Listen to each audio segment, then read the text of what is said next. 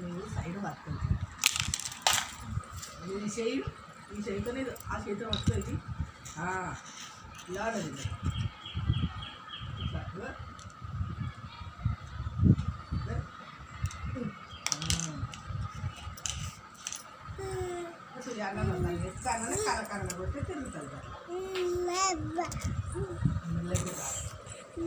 నా మీన్కి కదా అక్కడ ఆడుకోపో